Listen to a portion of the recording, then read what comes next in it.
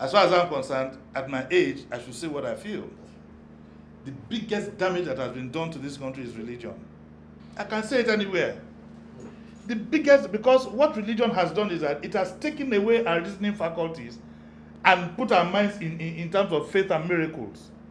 My brother, there's no miracle anywhere. If there's a miracle all over the place, it will no longer be a miracle. If the sun comes up at 6:30 every morning and night falls at 7 o'clock, that's no longer a miracle. There are no miracles anywhere.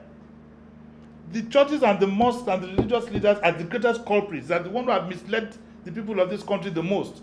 I am not saying I am against religion. No, I am a Christian and proud to be a Christian. I come from a Muslim background.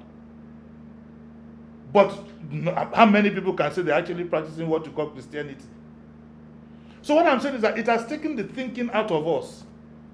I will now put our hope in faith. And the leaders you always see, former heads of state, let's go to the stadium, pray for Nigeria, pray for Nigeria. For God's sake, do the right thing.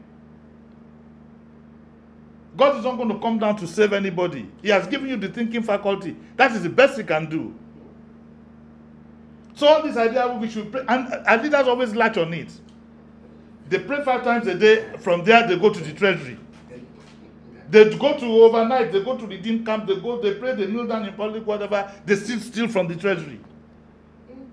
Even the people who are preaching, the pastors and all of them, everybody is stealing from the treasury. So what are you doing? We've been served an opium. We won't beat them, ostracize them. When you begin to make it, when you begin to ostracize all these people socially, bit by bit, you need to, if you don't put up a resistance, these guys ain't going nowhere. And don't be deceived. Don't think you can replace one for the other. They are all in the same racket. Tell me, they're all in the same racket. What is happening in the PDP is happening in the APC. It's all the same 10 and 10 pence. It's just the cloth that is different. It's just a factor of taking. That's why it's so easy for them to cross. That tells you. How many Christians have become Muslims? They won't do that. But how come it's so easy for them to cross political party? Today this one will go to APC. Look at Fani Kayode. He went to PDP. Now he has a case hanging around him. He visits the president. He says his heirs are going to be a Muslim. Have they done the primaries? Have they chosen the Muslim tickets?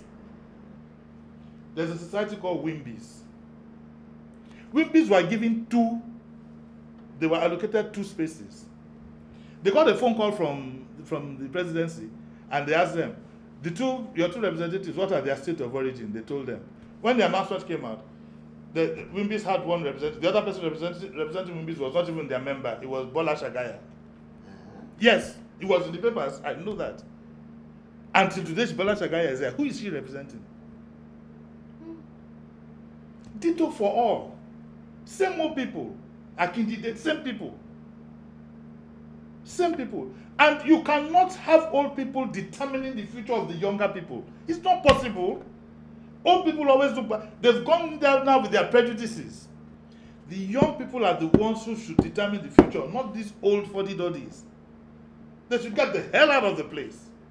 What is going to happen is that at the end of the day, they'll come up with something, one document. And what I also find funny is this. How can I go for a meeting in which I don't know how it will be concluded?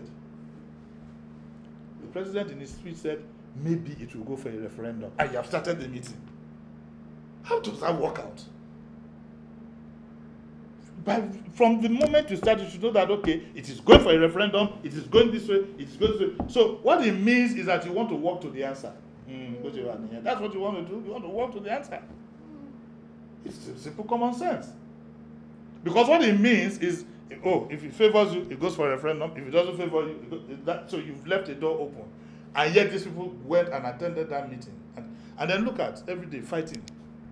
Food, no clinic. We need a place to pray. These are private things. You have no business feeding delegates. Set up a canteen, let them go and eat like everyone. Do they feed the civil servants in the secretariat? Do they feed the civil servants in the secretariat? After paying them about 4 million, and then we don't even know. Some people say it's 4, some people say it's 3. Why don't you have a gazette that tells you this is what the delegates are? What is so hidden? As we speak, you and I, do you know how much your House of Rep member gets? You don't know. Why is it a hidden thing? How can I know the salary of the President of America and I can't know the one of my councillor and my House of Rep member? You know what my prediction is? Nigerians will suffer more before they learn. I'm not saying people should not pray, but people need to put on their thinking caps and know that the little thing you think that you're enjoying today will disappear tomorrow. This country is one big... I remember fella used to tell me, he said, my brother, this country is a big Gestapo country. This country is one big conspiracy between the politicians, the religious leaders, and the elders. Yes. Where are those references and imams that we had in the past who will say, no,